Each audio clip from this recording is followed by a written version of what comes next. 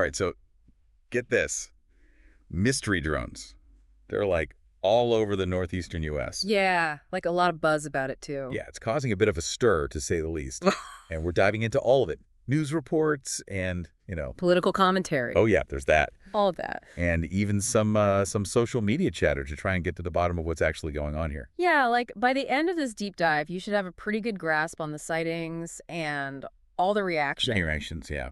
And who knows, maybe uncover a few surprising insights along the way. Yeah, exactly. You never know. You never know, right? Never know. So what's really interesting is it's not just like random drones in the sky. Right. It's not like, oh, there's a drone, whatever. These are near sensitive spots. Sensitive spots, yeah. You're talking airports, reservoirs, Oh, wow. you name it. And they even had to temporarily close the airspace over Wright-Patterson Air Force Base. Wright-Patterson, that's in Ohio, right? It's in Ohio. It's a major, major base. Yeah, that's not nothing. It really raises the question of just how concerned we should be. Yeah, that's a big deal, Wright-Patterson. Yeah. So if they're causing that much disruption, like, what are the authorities saying about all of this? Well, so the FBI and the Department of Homeland Security, Okay. they're trying to, keep things chill. Keep it cool? Yeah, they're saying most of these sightings are just misidentified aircraft. Okay. Or, hobbyist drones. Nothing to really, Yeah, nothing to worry about. Yeah, nothing to worry about. Right? They're even going so far as to say over 90% of reports were things like satellites or planets. Satellites. I mean, I guess I could see that maybe, like, mistaking something, but that many reports. Yeah. That's a lot. Makes you wonder if there's a little disconnect there. Yeah, I think so. Between what people are seeing and then what the authorities are saying. Exactly, yeah. Yeah. And that disconnect is where things get pretty interesting. It gets real interesting. Because it seems like there's, this growing distrust, Like, we're not getting the whole story. Yeah, like something's being held back. And this is all amplified when you start looking at the political reactions. Oh, yeah. Which have been all over the map. All over the place, yeah. Everywhere. Yeah, you've got Congressman Tim Burchett, who's essentially calling for open season on drones. Yeah. Saying, we should just shoot down any drones that are unauthorized. Take them out. Yeah. He's even comparing it to, remember the Chinese spy balloon incident? Oh, yeah. From earlier this year? That was a big deal. That was a big deal. So, Burchett's reaction, it's a really good example of how this whole thing taps into anxieties that already exist. Anxieties, okay. So national security, foreign interference, it all gets, amplified when you throw these mysterious drones into the mix. Right. And so then that creates a really fertile ground for politicians to start pushing for more drastic measures. Yeah, it definitely plays into that.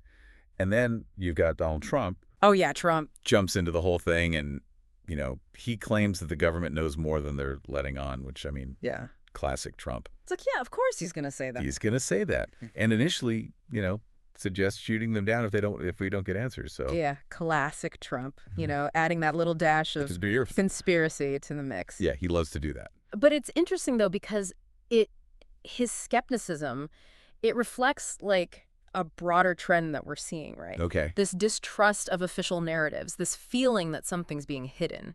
And in the age of social media, that kind of alternative narrative, oh yeah, it can spread like wildfire. It spreads so fast. So fast. Oh, absolutely. It's definitely a recipe for some confusion and, to be honest, I think a bit of fear-mongering. Oh, totally. But then you've got, John Kirby, who's the White House National Security Advisor, takes a more measured approach, which, he acknowledges that there is concern, but admits they can't definitively say what they are, right, or where they're coming from. So it's like what he's doing is a tough balancing act. Yeah. Because you want to reassure the public, but you also don't want to seem like you're downplaying a threat. Right. Or even worse, hiding something. Yeah, exactly. So it really highlights this tightrope that authorities have to walk in these situations. Totally. So you've got reassurance, skepticism, calls for action. Yeah. I mean, not exactly a recipe for a calm public response. Yeah, not at all. What is this doing to just the average person who's just trying to make sense of all of this? Well, it's understandable why people would be uneasy. Think about it. Unidentified objects, nobody knows what they are. And then the people in charge are either saying, A, it's no big deal, or we need to, shoot them out of the sky. Yeah. What are we supposed to do with that? Right. It's what do I do with this information? Yeah, exactly. And I read that there was even, a spike in gun sales in New Jersey. Oh, wow. Which is kind of scary, People are starting to think about taking matters into their own hands. Yeah, it's a worrying development. It speaks to the consequences of uncertainty. Uncertainty. Okay. So when people feel like they can't rely on those official sources for good information, Right. they're more likely to turn to more drastic measures. It's a reminder how quickly fear and speculation can become real-world actions. Absolutely. And we can't forget about that Pentagon report. The one about the near miss between a commercial flight and a UFO Oh, right, yeah. off the coast of New York. Yeah, that was a weird one. And while the Pentagon says a lot of those types of reports turn out to be normal objects, Right? it still adds to that mystery. It taps into those anxieties about the unknown. Yeah. That incident, whether it was a UFO or, something totally mundane, Right. it points to a really important thing. We're surrounded by things we don't understand All the time. all the time.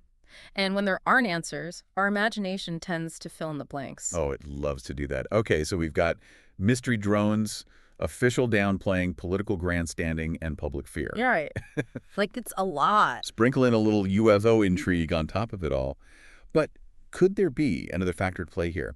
Could all of this media attention be accidentally creating copycats? Ah, see, now you're getting to the heart of it. Yeah. That's a great question. An FBI official actually suggested that copycat drone activity might be contributing to this whole thing. Oh, wow. It's entirely possible that the media coverage, with all the focus on the mystery, Right. might have inspired people to, get their drones out. Just to see what happens? Curiosity, mischief, who knows? Wow. Okay, so hold on. Are we saying that the media might be turning this into a self-fulfilling prophecy? Like, the more we talk about it, Yeah. the more likely people are to fly drones and just add to the confusion. It's definitely something to think about.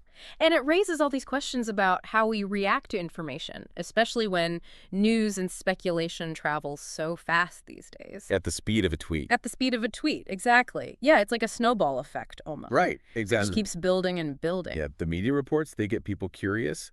And then Oh. people fly more drones, Uh-huh. which creates more headlines. Exactly. Yeah, it's a feedback loop. It's like a vicious cycle. And that's why it's so important to be careful about the information that we consume, Yeah. and how we react to it. Absolutely. Like, it's so easy to get caught up in the hype. Especially when it's something like mysterious drones. Oh, yeah, for sure. That's prime hype material right there. It's exciting. It's mysterious. It's scary. Yeah, it's scary. Okay, so we've got this potential copycat effect adding to the confusion, but I want to shift gears for a second, talk about the drones themselves. Okay. Because we keep hearing mystery drones.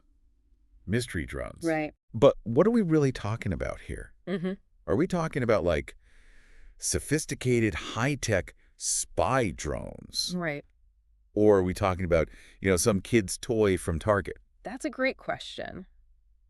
It highlights, the need to consider the technical side of things. Yeah. Because the reality is, drones come in all shapes and sizes, different capabilities. Like, you can get a tiny little drone online for nothing. Right. But then you have those massive drones Yeah. that the military uses. Yeah. So there's a huge spectrum. Okay, so theoretically, some of these mystery drones, Right. they could have cameras, sensors, who knows what else. Yeah, all kinds of stuff. They could be gathering information, surveilling people, even disrupting stuff, Right. right? Absolutely. That's kind of scary. And that's why you can't just, dismiss the potential threat of drones. Okay. Even a simple drone in the wrong hands could be dangerous. They can fly remotely, hard to detect, and they can get into areas that would be really hard to reach otherwise. It's a little unsettling Yeah, to think about. it is. Okay, so given all of this uncertainty about the drones, their capabilities, and who's behind them, how are the authorities supposed to respond? Right. I mean, do we really want to just start shooting down every drone in the sky? Well, that's the million-dollar question. Yeah. And it's a tough one. On one hand, you don't want to overreact, create a bunch of fear. Yeah. But on the other hand, you don't want to underreact and let a real threat slip by. Right, it's like that. It's a hard balance to strike. Yeah, it's a tough spot to be in, For sure. especially when you've got people like Congressman Burchett, Yeah. who are really pushing for that more aggressive approach. Right. He seems pretty convinced these drones are a serious problem. Yeah, he does. But it's also important to remember that shooting down a drone, that has its own challenges. Right. You could have collateral damage. You could misidentify something, Right. and there's legal implications. Legal issues too, yeah. So it's not a simple decision at all. Okay, so shooting them down might not be the best solution, but then what do we do? Right. Just ignore them. Hope they go away. I don't think that's going to work either. No, that doesn't seem like a good plan. No. So what's the alternative? I think we need a more nuanced approach. Okay. We need to be vigilant, but also skeptical. Vigilant but skeptical. Yeah, we need to be aware of the potential threats, but also not jump to conclusions. Right. Not make decisions based on fear. So more information, less panic. Exactly. That's a good way to put it. We need clear communication from authorities. We need better education for the public about drones and how to be safe. Yeah. And we just need, a more informed public discourse in general. Yeah, I think that's fair. About the benefits and the risks of drones. It sounds like a lot of work. It is a lot of work. But it's probably the most sensible way to go about this. Yeah, I think so. Now, going back to the official response for a second, I'm curious about the military's role in all of this. Okay. Because we know they had to close the airspace over Wright-Patterson. Right. But they've been pretty quiet about the details. They have. What do you make of that? It is interesting, their silence. It is. They're obviously taking it seriously. At least to some degree. Right. I mean, they closed airspace. Yeah. But they're not really sharing anything. It's almost like they're playing their own game. Yeah. With their own rules. Yeah, I think that's a good way to put it. Like, they've got their own priorities. They've got their own intelligence, their own protocol. For sure. And those don't always line up with the public's need to know. Right, exactly. So while the FBI and the DHS are trying to keep everyone calm, the military's off doing their own thing. Right. Maybe even investigating these drones in secret. It's possible. And that disconnect can further fuel that distrust and speculation, If they're taking it seriously enough to scramble jets, yeah, then maybe there is more to the story. Right. What aren't they telling us? It's almost like they're accidentally feeding into the conspiracy theories. By just staying quiet. Yeah, by not saying anything. Interesting. Okay, so we've got this whole web of official responses, political maneuvering, public anxiety, media hype. It's a lot. And even a little hint of military secrecy. Sprinkle that in. Yeah, it's enough to make your head spin. Yeah, for sure. But I think it's important to step back Okay. and look at the big picture here. Yeah. What does this whole mystery drone thing tell us about ourselves? Ooh. About our relationship with technology. Right. And our ability to deal with a world where, the lines between reality and speculation are just getting blurrier and blurrier. Yeah, they're getting so blurry. All the time. That's a great question. And I think it takes us beyond just drones and into, human psychology, societal trends, the nature of information itself. Sure. We're going to explore those deeper questions in just a minute. Okay. Sounds good. Okay, so we've talked about the sightings and the reactions and, the possible threats and even the copycats. But now I want to get kind of philosophical for a minute. Okay. Like, what does this whole mystery drone thing say about us? How we deal with the unknown? That's a good question.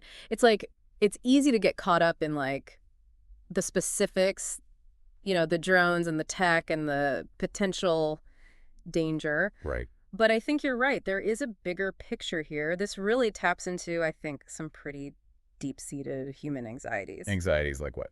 Well, think about it. Unidentified objects in the sky, the feeling of being watched, the possibility of something that's out of our control. Right. These are themes that have been around for centuries. They're in our mythology, our folklore, even our dreams. So you're saying these drones are like a modern version of that? Yeah, kind of like a technological boogeyman. Oh, that's interesting. Yeah. And just like those ancient fears, they can trigger all sorts of reactions. Yeah, like some people get scared. Some people want protection. Exactly, yeah. And some people even try to take control themselves, but then you have, other people who are just fascinated by it. Yeah, they love the mystery. Yeah, drawn to the mystery, the possibility of something, extraordinary. Right. And then you got the skeptics, like Trump. Right. Who, government cover-up, hoax, something like that. Exactly. And that skepticism, it can be healthy sometimes. Right. But it can also lead to, dismissing real concerns. Right. Or even just going down conspiracy theory rabbit holes. Exactly. So how do we find that balance then? Right. How do we stay informed and engaged without, getting too caught up in the hype? It's hard and it's really scary. But I think it comes down to Critical thinking. Critical thinking. We got to be able to like evaluate information, question our assumptions, consider different perspectives. We can't just believe everything we read, especially, Especially online. especially online. Misinformation spreads so fast. So we have to be our own filters, like our own fact checkers. Exactly, yeah. And that means being willing to challenge our own biases, to like look for different sources and talk to people who have different viewpoints. Okay, so being open-minded. Yeah, be open-minded. But getting back to the drones for a second, we've talked about, the potential threats and all that. Right. What about the good stuff? Oh, yeah, there's plenty of good stuff. Yeah, drone technology isn't inherently bad. No, not at all. It can be used for so many things, like, aerial photography, surveys, search and rescue, even delivering packages. Yeah, I've gotten a couple packages by drone. It's cool. The technology is neutral. It's just how we use it Right, that makes sense. that decides if it's, good or bad. So it's not about, like, hating on drones. It's about making sure we're using them responsibly. Exactly. And I think we need to have, as a society, more conversations about the ethics of it all. Regulations, oversight, individual responsibility. It sounds like there's a lot to unpack there. Oh, there's a lot to unpack. Okay, so we've covered so much today. The mystery, the reactions, the implications. All of it. What's the takeaway for our listeners? I think the big takeaway is this whole drone thing, as unsettling as it is, it's really a mirror. It's Yeah. showing us our own anxieties and, our fascination with what we don't know Right. and how hard it is to like deal with this world where technology is changing all the time. It's a reminder that we need to stay informed and be critical thinkers. Yeah, absolutely. And, take part in shaping the future of this technology. Absolutely. And on that note, I think it's time for us to wrap things up. But before we do, I want to leave our listeners with one final thought. Hmm? If, as the authorities claim, most of these sightings are just, normal things or harmless drones, what does that say about us?